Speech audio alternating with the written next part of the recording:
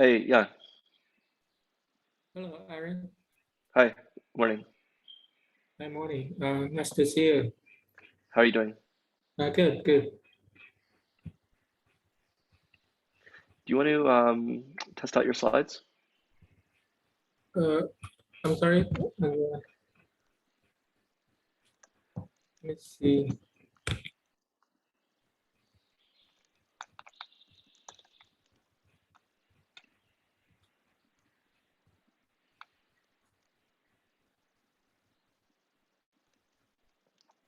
Do you want to try to share your slides? Yeah, sure. Let me see. So I don't really use Zoom a lot. So, share screen.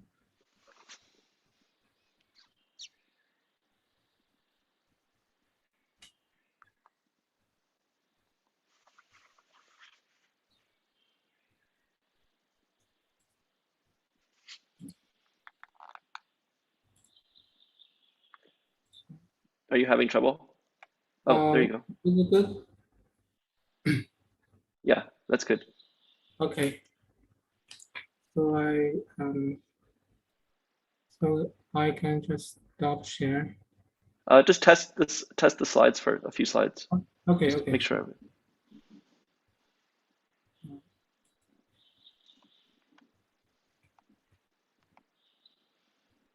Yeah, looks good. Okay, Yeah, very good. okay, okay. Thank you. Yeah.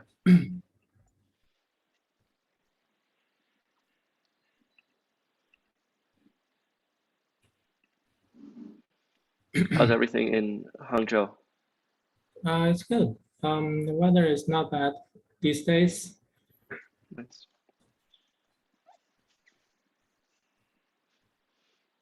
I was just recording my talk for SFN and I used this Westlake background. Oh, yeah, looks nice. Yeah.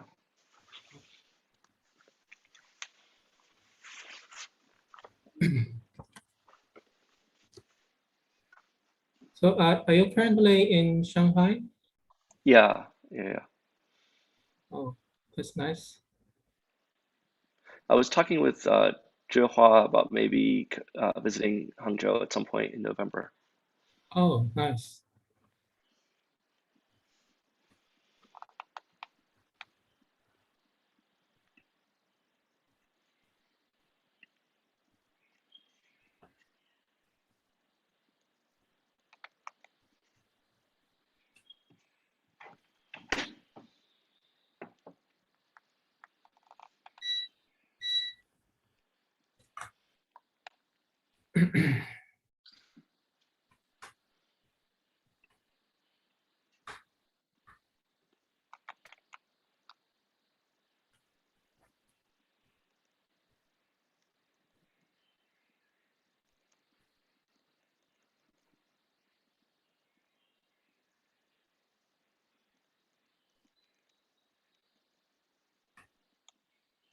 There was some woman who went to Disneyland in Shanghai and then went to Hangzhou and was positive for COVID. I guess Oh, you heard about yeah, that. I heard about that. Yeah. So people are being checked. Um, uh, so on the same train as you. Oh, okay. Yeah. So right now they have checked about one 1 to 2,000 people already in Hangzhou. So all of them are active right now. Yeah, I guess that's not surprising. Yeah.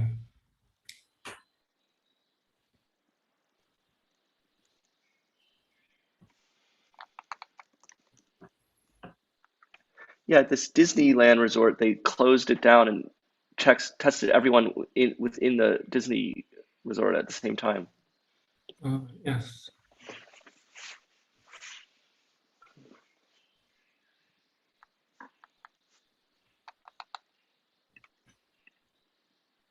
So does it affect life in Shanghai? Not really. Yeah, not really.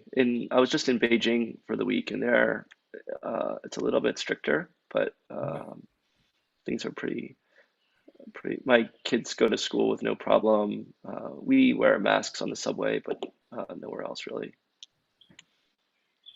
Mm.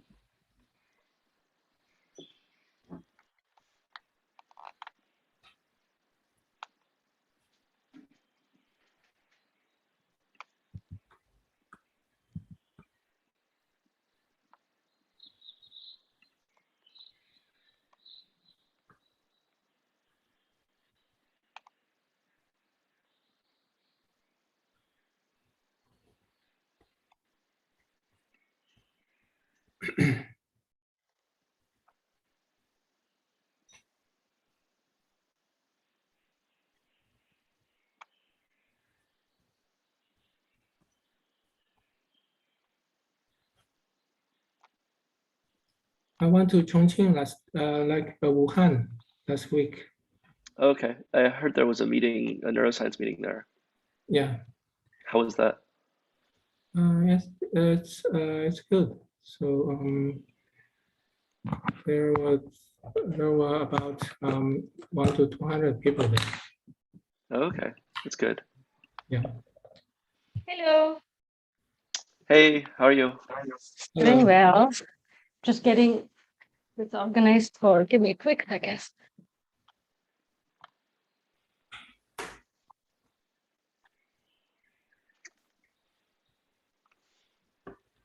Okay. Should Thanks I for do a coming. quick? Of course. Thank you for organizing. Yeah, please test out your slides. Okay.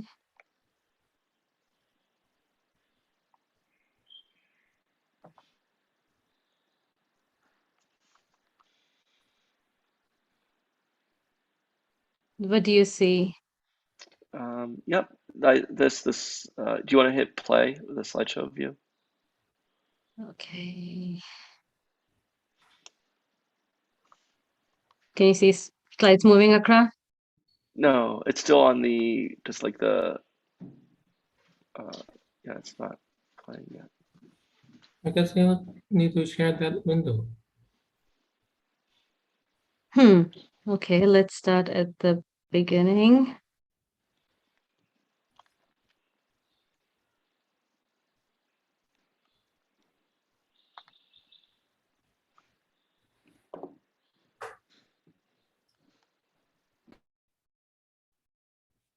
Did you stop seeing everything?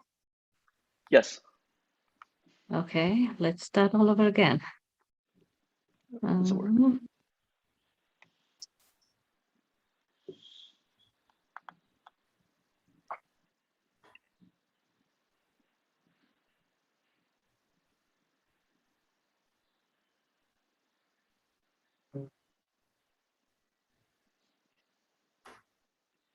Okay. Can you do view slideshow? Yeah, it should be on slideshow. It's not. I'm seeing it I don't advance on my end. You're not? No. Okay, you know what? I think I will do something more simple. Let me log out, duplicate my displays, and then log back right in. Okay. Let's see if that helps. Aaron, Hey. Hello. yeah. Hey.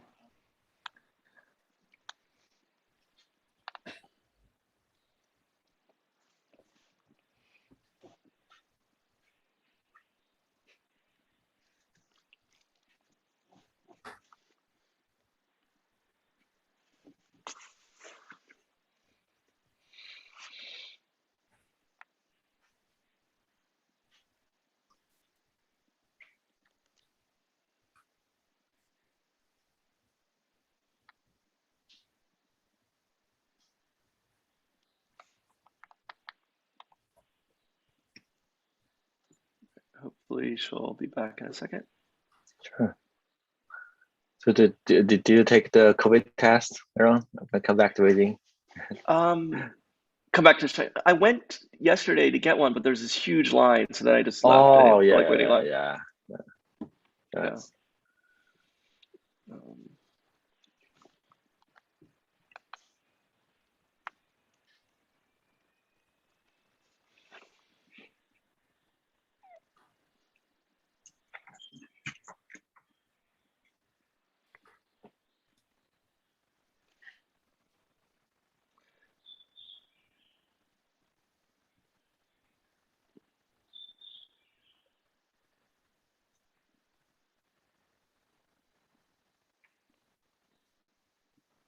there we go. Okay. Very nice. Now good? Yeah. Yep. Can you try great. clicking through a couple? Yeah. Cool. All okay? Yeah. Look, that looks great. Okay. Thanks. I think it was getting confused by there being present a view for some reason. Okay, let me stop Yeah. share.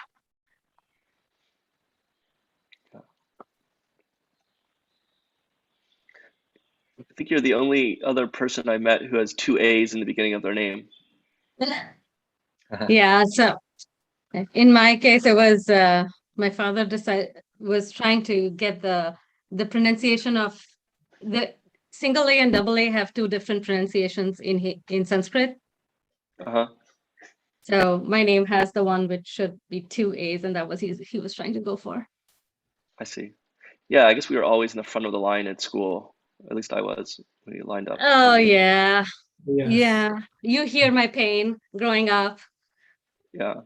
When I was a student, we had some disputes about like authorship order, and I just said just do alphabetical order by first name, things like that. Yeah. So that always helped.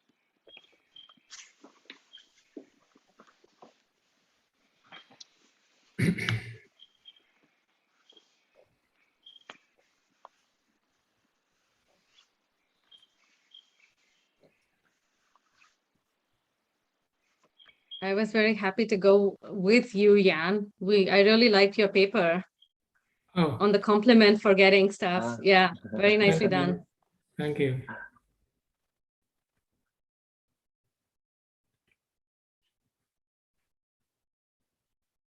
How many have you guys done so far? It started last year, right? Yeah. Yeah, lots of yeah, it's been like over a year and a half every Yeah. week. So that's a lot. Yeah, it's fantastic. How did the idea come about? I think we were just bored at home and wanted to just share data. Me and Zalong wanted to have a joint meeting, and then a lot of other people ended up coming, and then we just kept doing it.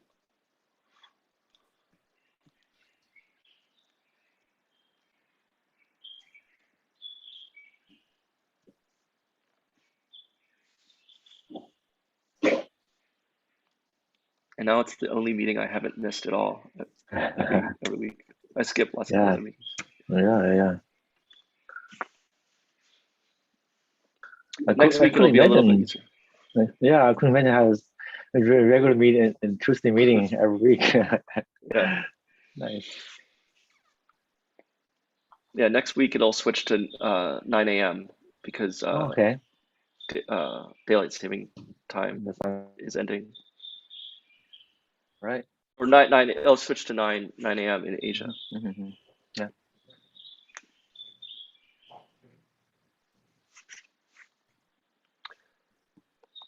All right. Should we get started as well? Yeah, sure. Yeah, sure. Great. Please.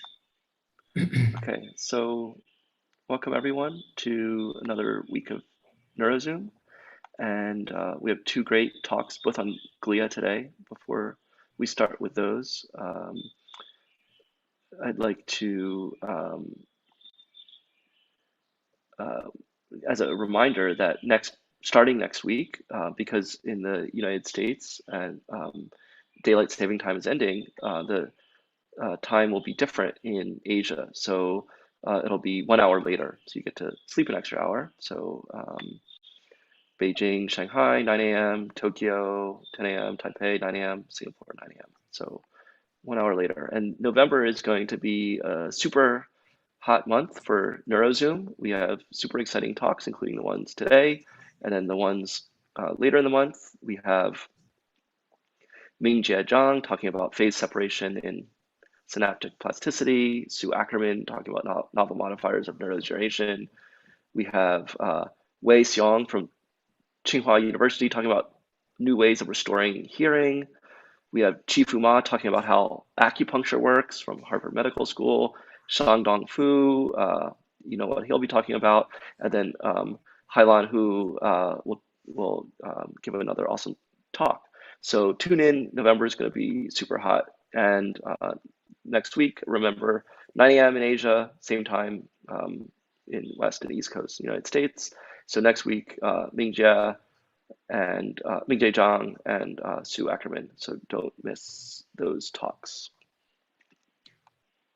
Okay, and now I'd like to introduce our first speaker, Dr. Aakanksha Singhvi from the Fred Hutchinson Cancer Research Center.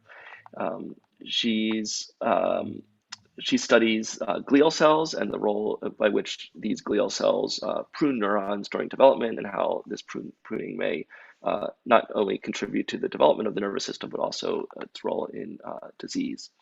She received her bachelor's and master's degrees in India, and then did a PhD at UC Berkeley, where she studied the role of cellular regulators of apoptosis during asymmetric neuroblast divisions. And she worked with Gian Garriga, and then this led to a postdoctoral fellowship at Rockefeller with Shai Shaham.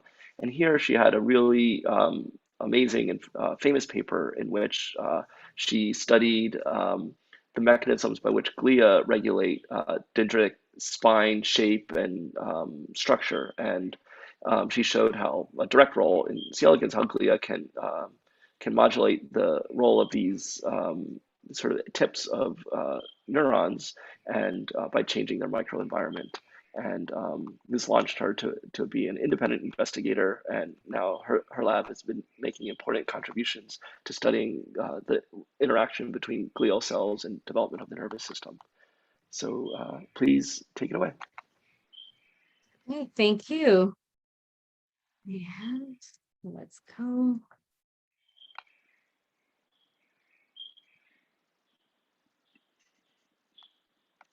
Are we still good? It's still booting up. Yep, there you go. Okay.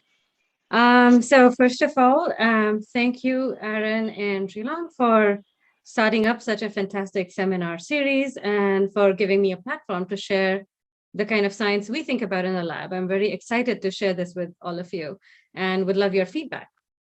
So in a nutshell, we think of Glia-neuron interactions in C. elegans, but let's start at the very beginning of time. So if you think about evolutionary evolution of the nervous system, as many of you might be aware, there are two kinds of nervous systems on our planet. You can either have diffuse nerve nets, such as what Nigeria have, or you can have centralized nervous systems, such as those of all bilaterian animals on our planet. What's common between both of them is the presence of neurons that communicate and transmit information using electrical and chemical junctions. But it's only in the centralized nervous systems of bilaterians where one sees the presence of an explicit second cell type, the glial cells. And glial cells also interact with neurons in the nervous system, such that in the human brain, we have these two cell types in about equal numbers. So not only do you have 100 billion neurons that talk through a quadrillion synapses, but also 100 billion glial cells that are talking to all of these neurons.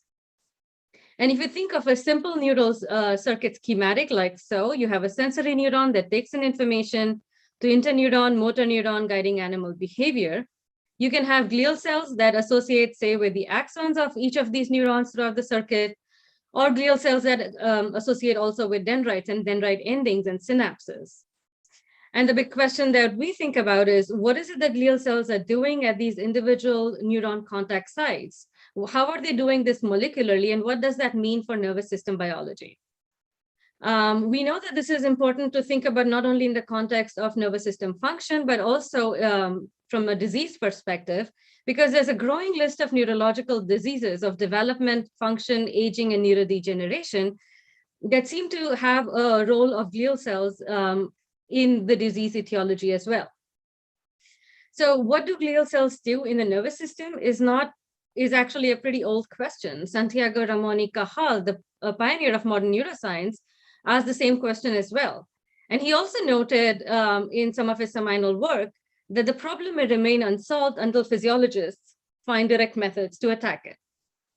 So glial cells, as we know, have been studied across a large number of systems and species, across all of which there are many glia-neuron pairs, from thousands in the fruit fly to 100 billion odd in the human, that associate with each other. And each glia can talk to thousands of neurons and vice versa. So a few years ago, when I started, I thought one might try and simplify the system as well and think of getting at it mechanistically from that perspective. And so today I'll share with you the evolution of some of our work in trying to establish C. elegans as a model to study glia-neuron interactions. One easy and obvious simplicity in the system is that it's only comprised of 56 glia and 302 neurons. And work that we have done, as well as others in the field, is starting to tell us that the glial cells in this animal also modulate the shape and the function of neurons. But unlike in some of the other systems and species, it is not required for trophic or metabolic support or survival of the neurons. So that simplifies some aspect of their biology. Importantly, and I will come back to this in a few slides again as well, the animal's entire nervous system is born of invariant developmental lineages, and each glia-neuron contact is invariant as well, and all of this is happening within a mapped connectome. The animal, of course, has powerful genetics that allows us to target individual cells reproducibly, and so putting it together, we thought this would allow us to then start zooming seamlessly from microscopic single gene, single cell studies to macroscopic animal behavior assays as well. And so because there's only 56 glial cells in the animal, one approach that Maria Puris, a postdoc in the lab, undertook started to profile all of the glial cells in the entire nervous system of the animal. Quit unexpectedly. Am I still here with you? Yeah, we hear you. Okay, I have no idea what happened. Okay, so I was telling you about Maria's work. So even though there's 56 different subtypes, and we wanted to understand better what this meant. So what she did,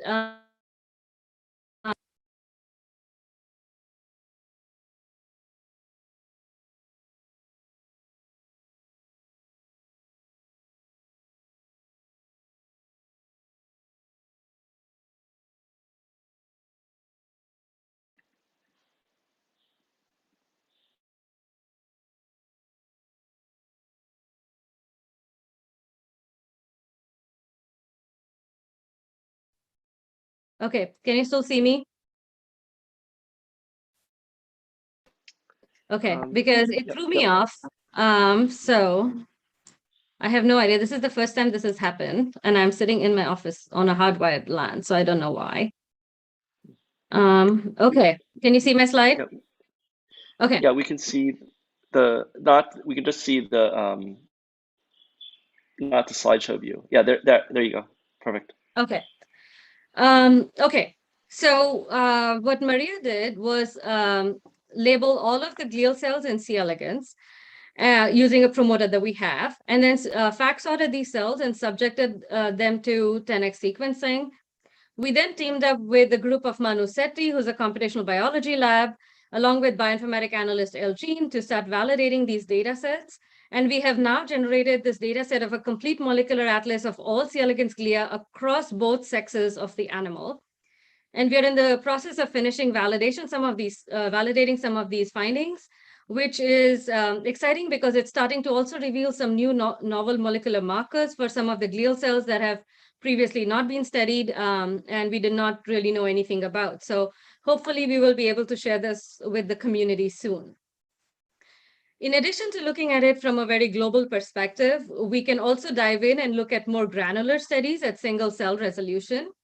And for that, I just wish to orient you to the idea that C. elegans is optically transparent.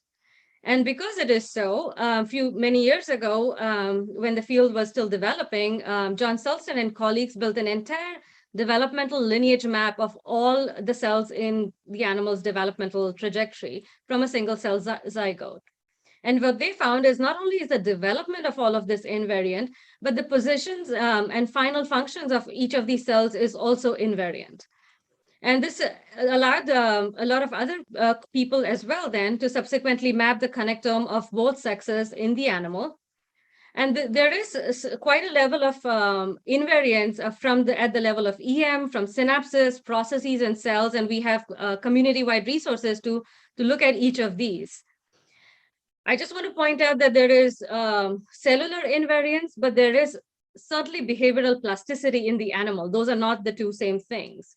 But what this invariance allows us to do is, instead of thinking of schematic neural circuits, we can think of very defined neural circuits like so, where we have individual neurons that we give names to. We know what functions they transduce, which glial cells they associate with, and throughout my talks, glia will always be green, and how this information is transmitted across a circuit. And so in the context of this kind of a defined paradigm, we can then focus in on single glia-neuron pairs, and again ask the question, how do these two cell types interact at a molecular detail? And so the rest of my talk, I'm just going to focus on this one glia-neuron pair, which is the green amphitree glial cell, and its interaction with the AFD neuron, which is the main temperature sensor in the animal.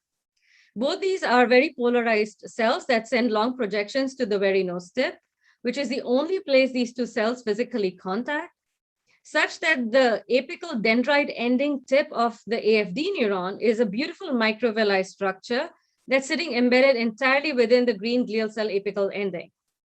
And this microvilli structure I will refer to also as NRE, or neuron receptive ending.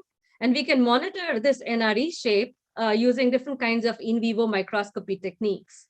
And we can then manipulate glial cells or get rid of it completely and ask what happens to this structure. And indeed, it entirely collapses if the glial cell is gone or if specific glial molecules are gone.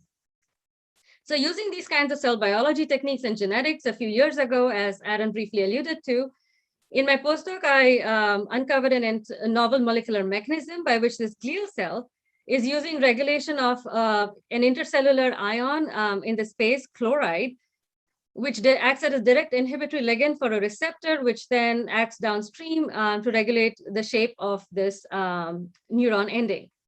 This is published, so I'm not going to go into the pathways in any exhaustive detail, but this was very fascinating, but also led us serendipitously to an entirely new discovery, which told us this glia-neuron pair, a single glia-neuron pair, doesn't just talk or communicate through a single molecular pathway, but actually through multiple molecular pathways. And that came about as follows. So when we were looking at the AFD ending shape, we consistently kept finding that there are bits and pieces of fragments of the AFD ending that seem disconnected from the mothership itself. And this was a feature that intrigued me enormously. So we looked at it a little bit more carefully using scanning EM, and we found again that when we did reconstructions, we consistently kept seeing these disconnected bits and pieces of the neuron ending itself. And turns out, since this is a space that's surrounded by the glial cell, we looked more closely at the glia, and indeed we found that these fragments are ending up in the glial cell itself, along the process of the glial cell, as you can see labeled in green, as well as in the cell body of the glia itself. And you can see these in side scans as well. This was an experiment then we did to convince ourselves that what we were seeing was not just a random promoter misexpression or anything like that in the transgenic animals we had generated, but really the glial cell was deriving this staining from the neuron itself. So the animal is bilaterally symmetric. There is a left and a right glia-neuron pair. On one side of the animal, we left everything intact. So we know that the AFD is present, the NRE staining is there, as well as the glial punctate staining. But on the contralateral side, we got rid of the AFD neuron. We know it's gone because the NRE staining is gone. And every single time we did that using either laser or genetic ablation techniques, the glial staining also disappeared. suggesting that the glia is deriving this staining within its cell body from the AFD neuron ending. And this is just a movie showing you the dribbling away of the AFD NRE fragments into the glial cell. And this happens with reasonable frequency throughout the life of the animal. So this was very exciting to us because it really puts C. elegans on the map to study the process called glial pruning. And I'll summarize that in a bit. And this is, but this is a function that is known for glial cells from humans to flies, but had previously not been described in C. elegans as well. And so in the next few slides, I'm going to summarize for you work done by Stefan Raeders, a graduate student in the lab, along with help from Eric Black. And we just recently published some of these findings. And Stefan is now joined by two other graduate students in the lab as well to think about glial pruning in C. elegans in more detail. So what is pruning? So in quick summary, during development, a neuronal process will sprout endings, which are refined with learning and memory, and their loss correlates with aging. And we know that different types of glial cells in mammalian central nervous systems enable this process of synapse refinement. And we'll hear more about this from beautiful work from Yan Gu's group.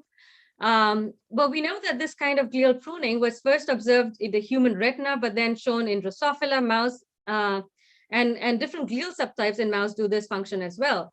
So we were very excited that now we have C. elegans glial cells also executing this function, suggesting that we could now start using worms as a model to understand this process in detail.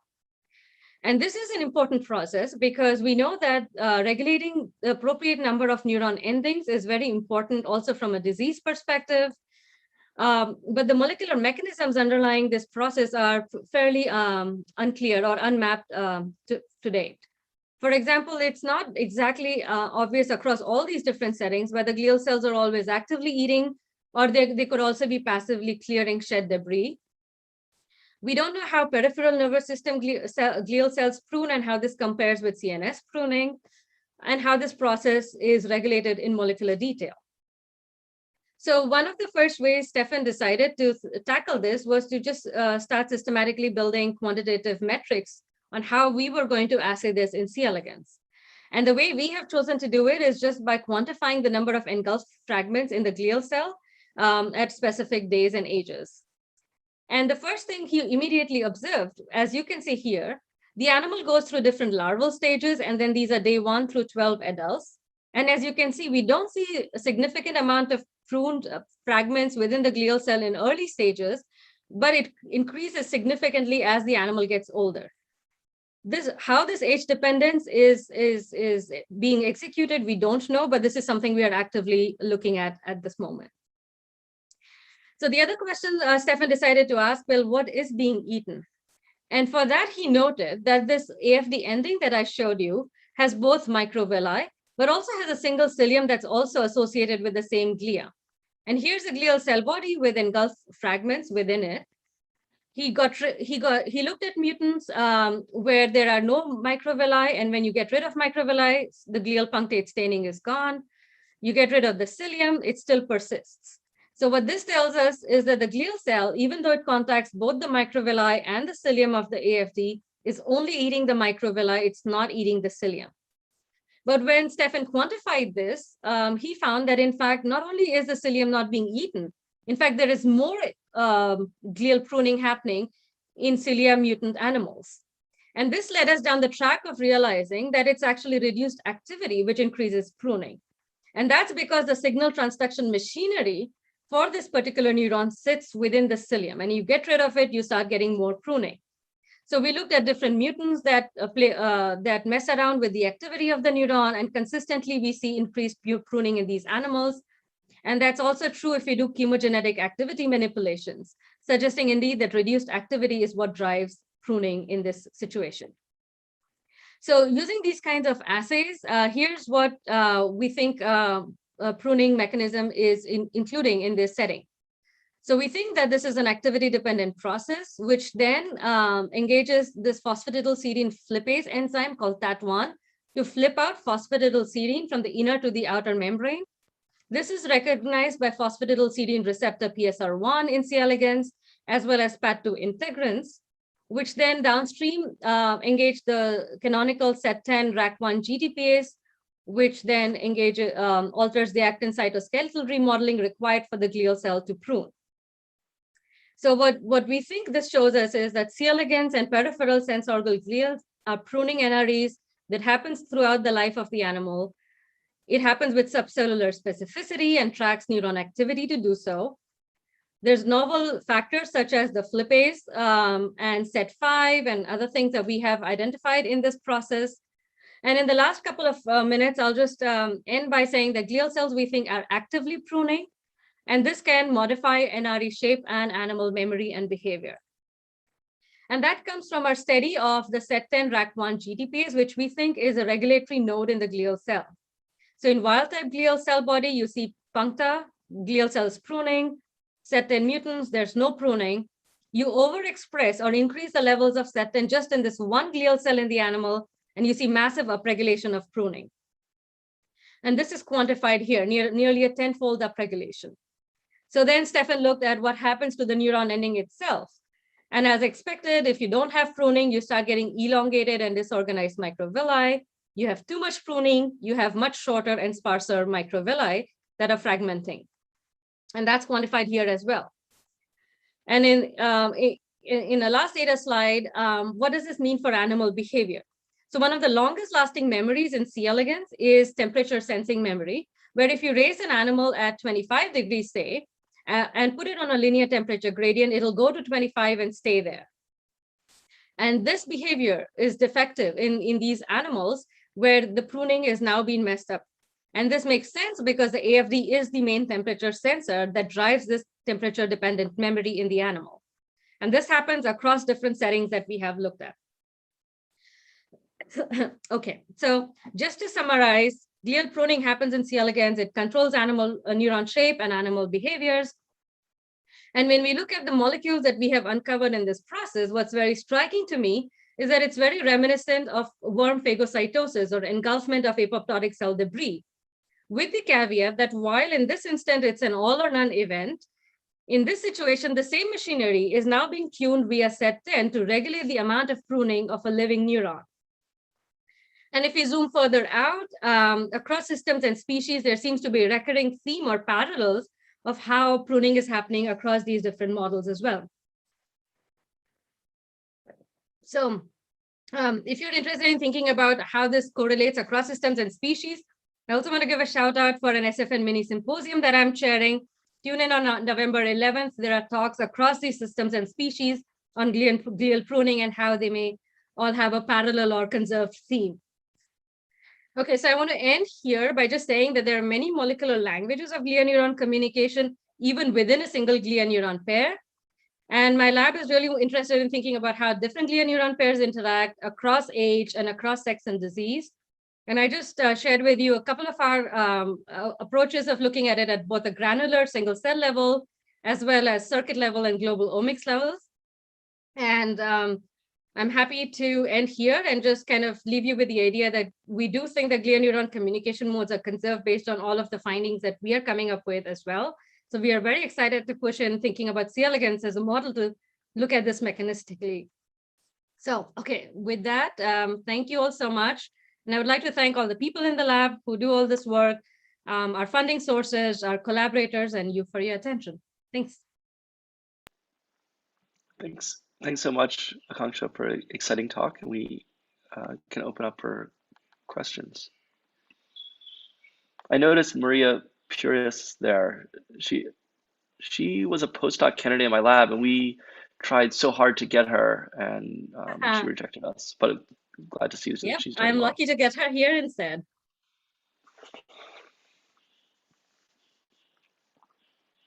So I was wondering, this SET10 mediated engulfment of neurons from glia. So does that respond differently to different, different sort of neuronal behaviors and changes in activity, or is it all the same response?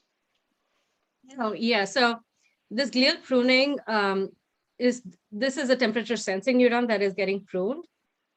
And pruning is different at different temperatures. you can manipulate the activity of the neuron, and you will change the extent of the pruning significantly by doing that. So So that somehow communicates to that glial cell. Exactly. Wow.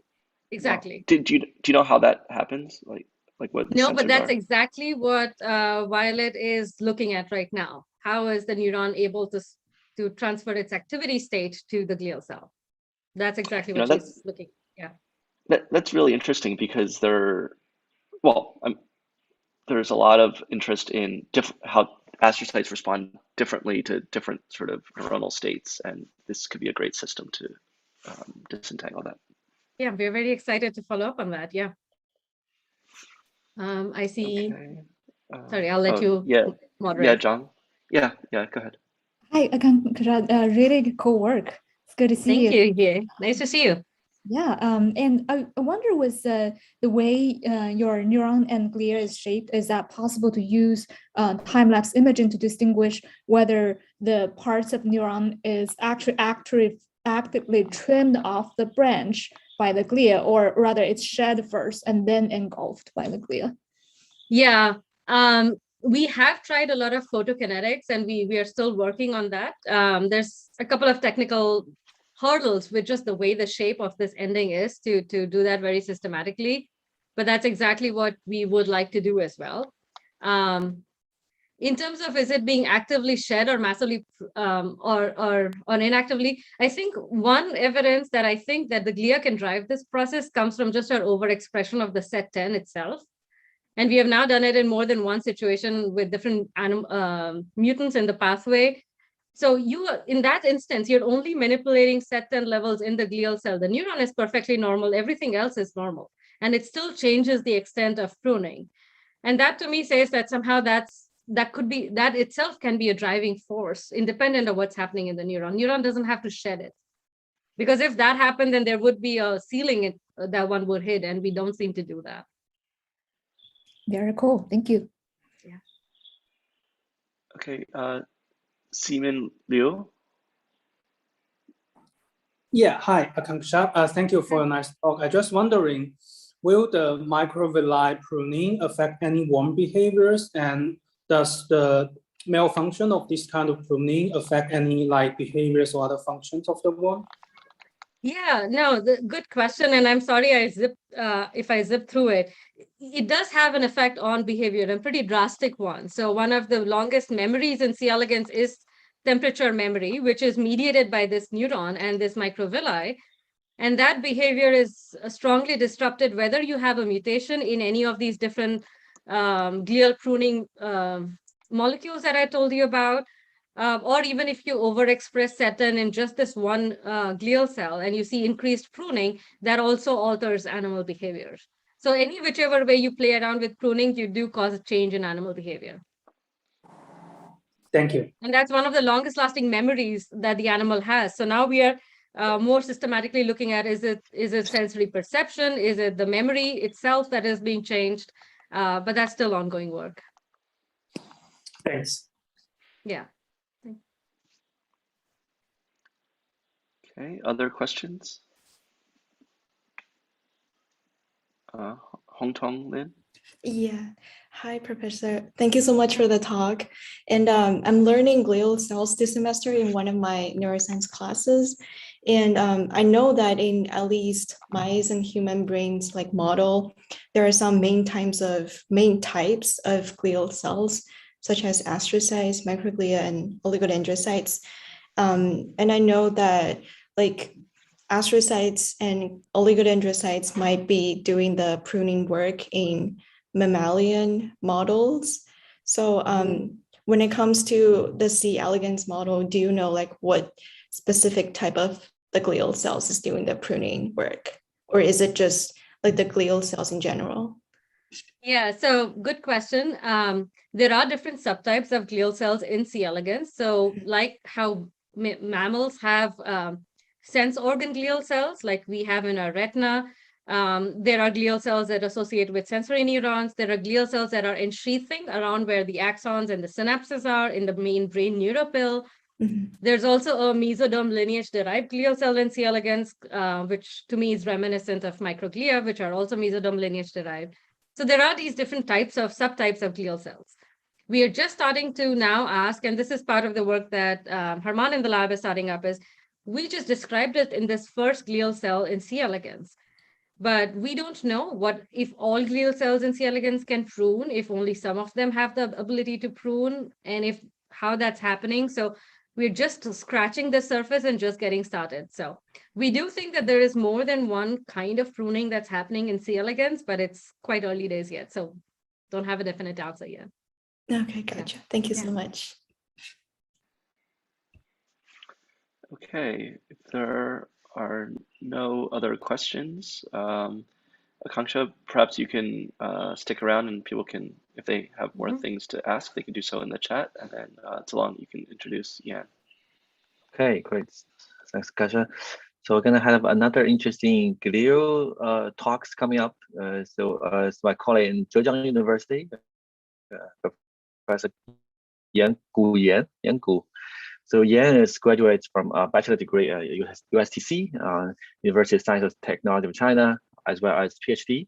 So after PhD, he went to States, did a postdoc in Oregon first, then with Stony Brook with Xiaoyu Gu, right, where he started with studying the neurobiology of neural stem cells in hippocampus.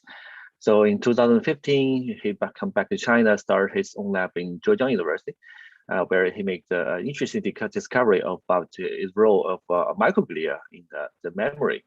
So, okay, now Jens, welcome to have another microglia talk. Take it away. Okay. Try to share your screen. All right. Yeah. Okay. Is it there? Great. Yeah. Great. Okay. Hello, everyone. Thanks to Aaron and Zilong for the invitation and the introduction. So my talk today is exploring the roles of microglia in forgetting. So over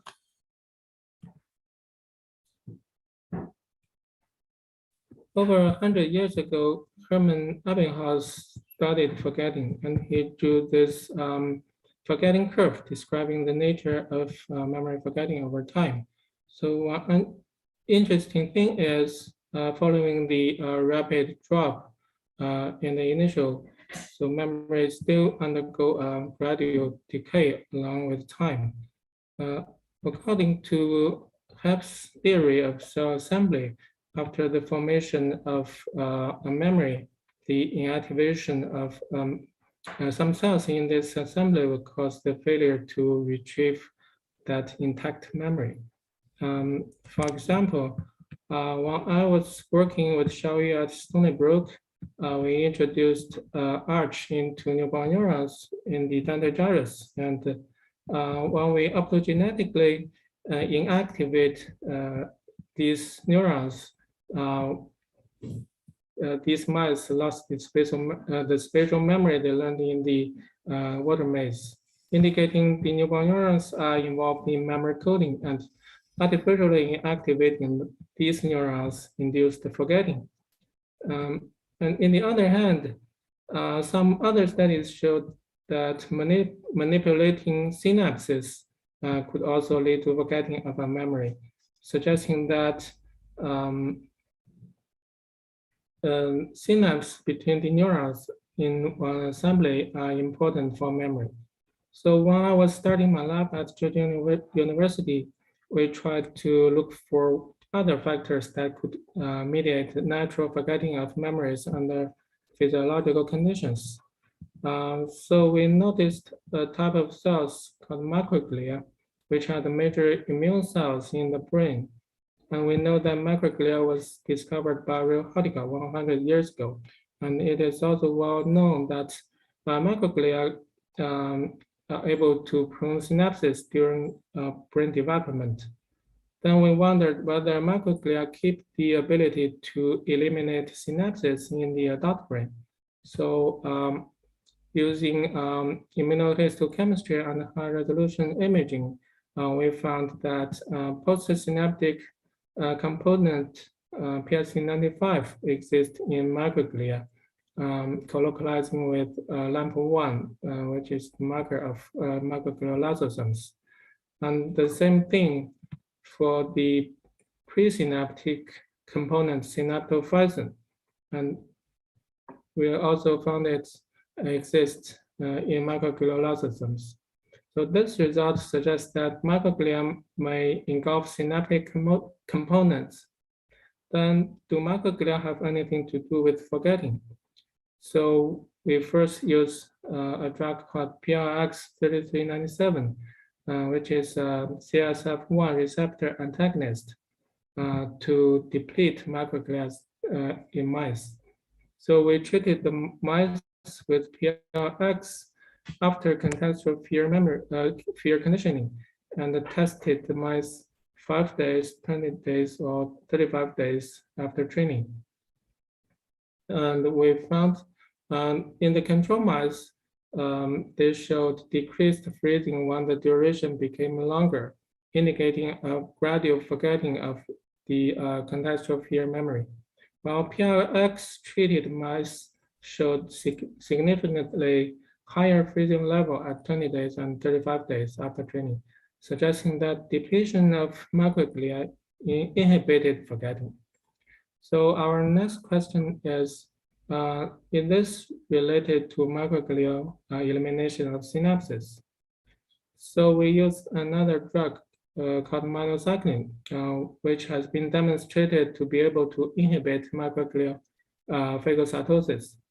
So indeed, we found that minocycline-treated mice showed significantly smaller lysosomes in the microglia. So we treated the mice with minocycline after contextual fear conditioning, and 35 days later, we tested the freezing of the mice. And our data showed that minocycline-treated animals exhibited much higher freezing level, just like the animals that we depleted microglia, suggesting that microglia indeed mediated forgetting by eliminating synapses. So since memories are allocated to ingram cells, and these ingram cells are connected by synapses. So we labeled these ingram cells using CFS Glia T2AF14 mice and analyzed the reactivation rate of these ingram cells. And we found PRX treatment after training blocked the decrease of the ingram cell reactivation rate at 35 days. And also the freezing of the animal during the test positively correlated with the reactivation rate of ingram cells. So this suggested that the removal of microglia prevented the dissociation of ingram cells and thus prevented forgetting. And by immunostaining, we found complement molecules UNQ exist together with PRX95 in the microglial lysosomes. And also, we found that C1Q colocalized with some of the dendritic spines of the labeled ingram cells. And these data suggest that C1Q dependent classical complement pathway may be associated with microglial engulfment of ingram cell synapses during forgetting. So to test this, we constructed a flex AV vector expressing CD55, which is an inhibitor of complement pathways. And we injected the AV into the dentate gyres of the CFOS Glia T2 mice, and then gave them tamoxifen before training. So using this method, we were able to inhibit complement pathways specifically in these labeled ingram cells without affecting other neurons or microglia. And indeed, we found microglial engulfment of ingram cell components decreased in these CD55 mice. So 35 days after training, we found that these mice in CD55 group showed higher freezing. And we also found that the Ingram cells expressing CD55 showed much higher reactivation rate. So these results suggest that microglia-mediated dissociation of memory engrams and forgetting via complement dependent synaptic elimination. Edward Thorndike used to say that this use of a memory trace would cause its gradual forgetting of by passive decay. So our next question is memory maintenance use dependent? To address this question, we injected AAV flux CD55 into the DG of C-phosphate-ERT2 mice, C-phosphate-ERT2 HM40I mice, and trained them for conditioned catastrophe memory. When tamoxifen was administered to these animals, these Ingram cells would express both HM40I and CD55 or mCherry. So after training, we treated the animals with CNO repetitively so that the Ingram cells activity could be suppressed repetitively. So 35 days later, we found these animals treated with CNO alone showed reduced freezing, suggesting facilitated forgetting, while the expression of CD55 prevented the accelerated forgetting.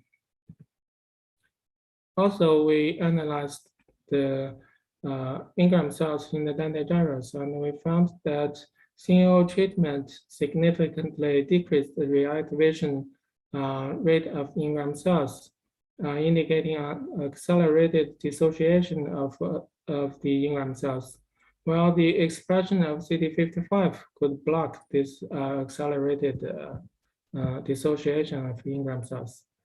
So this suggests that microglia eliminate synapses between Ingram cells in an activity-dependent manner in the brain, and thus mediating Ingram dissociation and forgetting of less active memories. In the hippocampal dentate gyrus, newborn neurons are continuously generated and integrated into the hippocampal neural circuits, leading to drastic synaptic reorganization and circuit rewiring. And previous studies by Paul Franklin labs showed that neurogenesis also leads to forgetting of hippocampus-dependent memories, especially during infanthood. Then our next question is, what is the relationship between microglia-mediated forgetting and neurogenesis-mediated forgetting? So to address this question, we treated the mice with a pro-neurogenic drug called memantine. So memantine treatment indeed increased the neurogenesis in the dentate gyrus, indicated by significantly increased DCX positive newborn neurons. Also, we found the volume of PSD95 positive LAMP1 positive puncta increased in the microglia in the dentate gyrus of MEM treated animals, suggesting an increased microglial phagocytosis. So we treated the mice with memantine after fear conditioning, and we found that memantine decreased the freezing of the animals 35 days later, indicating a facilitated forgetting. However, when we treated the animals with PRX to deplete microglia at the same time, the memantine facilitated forgetting was blocked. So this suggests that microglia are essential for neurogenesis-mediated synaptic remodeling. To further find out whether microglia also contribute to neurogenesis unrelated forgetting, we then ablated neurogenesis in GFAP-TK mice by GCV treatment. So we trained these mice for contextual fear memory and found their forgetting was inhibited, consistent with previous study.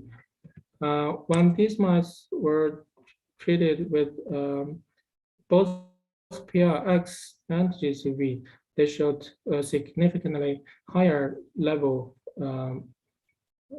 of memory retention than treated with GCV only. So this suggests that microglia may contribute to forgetting when or where there's no neurogenesis. So to confirm this, we injected the AAV flax CD55 virus to label the engram cells in hippocampus C1 of CFOS Glia T2 mice. And we know that C1 is not a neurogenic region. And we found that expression of CD55 in C1 engram cells also prevented forgetting, and also the dissociation of engram cells in CA1.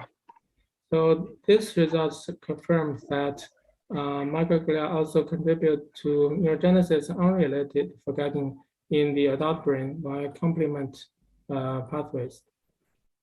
So to summarize, we found that microglia elimination of synapses is a potential mechanism for forgetting, and C1q dependent complement pathway mediates microglial elimination of synapses. We also found that microglia-mediated forgetting is activity dependent. And lastly, microglia are involved in both neurogenesis-related and unrelated forgetting. So with that, I want to thank all the members in my lab, and this work was mainly done by Chao and Huimin. I also want to thank our collaborator, Dr. Lang Wang, and other collaborators at Zhejiang University, Dr. Peng Shi, Dr. Pinkerson, Dr. Liang Wang, and Dr. Xiaodong Wang. And also I want to thank Xiaoyu and Paul for their support. Okay, thank you for your attention. Great, yeah, thanks for beautiful talk. So now question time. And I have a quick question first. So I need to leave the 5 a.m. sharp. So Aaron, my host, says more for me. So so interesting. So where is the trigger for the microglia-mediated forgetting signaling? What do you think? Would you be suggesting the learning, the forgetting? There's activity-dependent pathway to a particular activate microglia, right? Mm-hmm. The microglia to take away the snaps. So how microglia sense this what memory need to be forget or something like that? Actually, we don't know yet.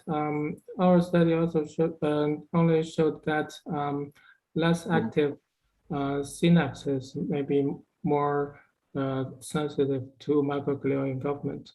Some other paper, one paper that some inactive synapses express some apoptosis molecules, so they may attract the microglia to engulf them. Okay, thanks. Aakanksha? Yeah, hi. Lovely studies. I was just curious, do you see a difference between pre versus post-synaptic engulfment when it's neurogenesis dependent or not? I'm sorry, is it pre? the presynaptic engulfment and then postsynaptic engulfment, is there a difference whether when it's neurogenesis dependent or pruning after in the neurogenesis context or not in the unrelated? Like, is there a difference between pre and post engulfment that you see in any situation? Yeah, actually, we only looked at the dendrogyres, the molecular layer of the dendrogyres, which is the dendrites area of the dendrogyres granule cells.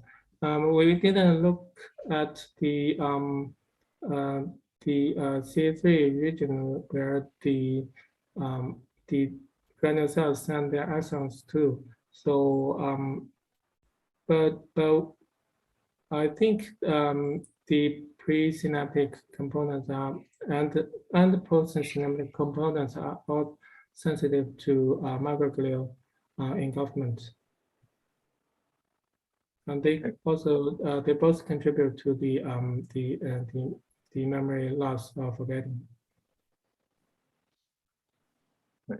So Kaina has a question on chat board. Do you want to ask questions yourself? Hello, sorry, this is or Jamie. just look at. Okay, please. I used other people's account. Sorry, this is Jamie. So my question is, when you deplete the macrophages, okay. PLX actually depleted the CNS macrophage, right? And microglial macrophage actually is a integrant, keep the blood vessel integrity. If you remove those one part of the neurovascular components, is the BBB still intact? Have you checked that? We didn't check that, but we checked other behaviors of these animals, and they exhibited normal behavior in other tests, and they only showed forgetting just over a long time. Okay. So yeah, so we just think they don't affect other brain functions of the peripheral immune system.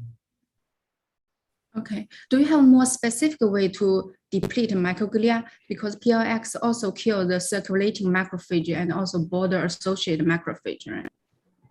Yeah, we actually did ICV injection of DT into the CD11B DTR mice, and we observed that the same phenotype of these animals' behavior in forgetting. And also, more specifically, we used AAV to express CD55 specifically in the engram cells. So the phenotype was the same. So we think they are through the same molecule, the same pathway that the microglia affect the neurons. All right, thank you. All right, thanks. Okay, yeah. You want to ask? Yeah, it's please. a really cool study, and I remember Anna Malofsky's lab have a paper about microglia IL-33 receptor pathway required for memory maintenance, right? So I wonder, when you put your study and that study together, what are your thoughts about the role of microglia in memory?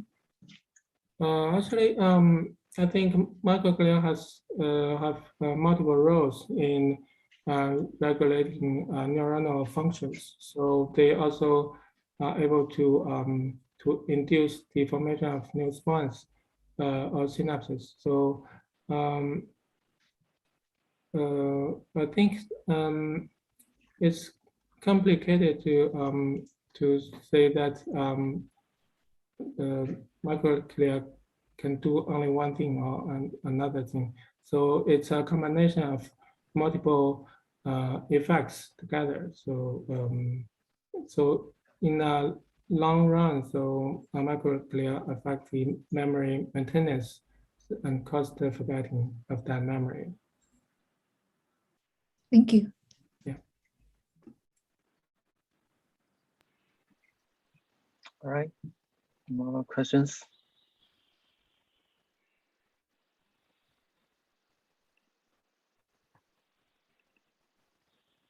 Hi, hi, yeah. Would you able to microglia activity like sorry,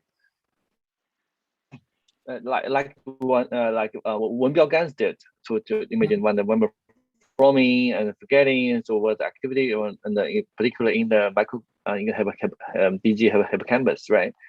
Mhm. So look at the whether microglia activity will be changed according to the learning and forgetting, right? That's possible. Yes, I think it's very possible. So we yeah, that's our future direction to look at them. Okay, is there any more questions?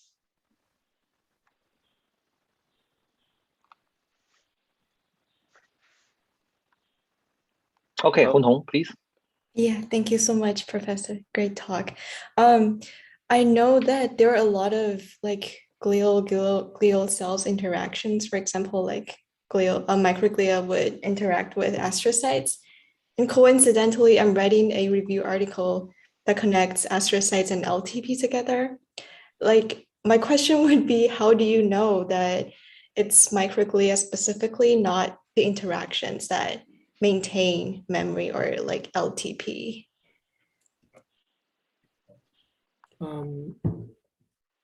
Does that make Actually, sense? Okay. Oh, I'm sorry. yeah. So yeah, there are a lot of many types of glial cells interact with neurons and affect their functions.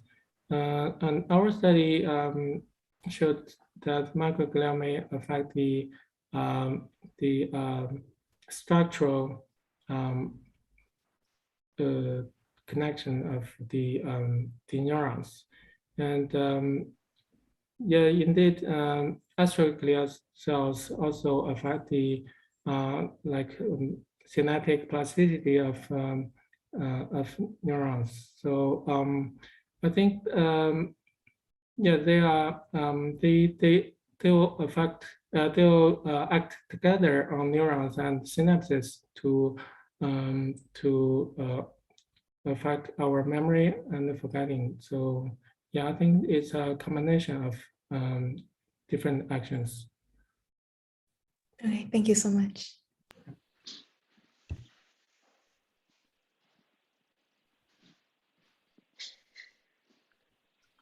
Okay, I'm due to switching another meeting, so Okay. if no more questions, Yeah, I think we're done. good start. Thank you. Good. Yeah, Thanks, thanks. Kasha. Yeah, great talks. All right, Thanks, thank you. Thank you Yeah. again. Thank you. Thanks, everyone. And don't forget, starting next week, for us in Asia, we'll start 1 hour later. And for people working in the United States, we'll stay the same time. Okay. Thanks, Okay. everyone. All right, thanks. All right. Thanks, Yan. Thanks, Aakanksha. Right. Thank you.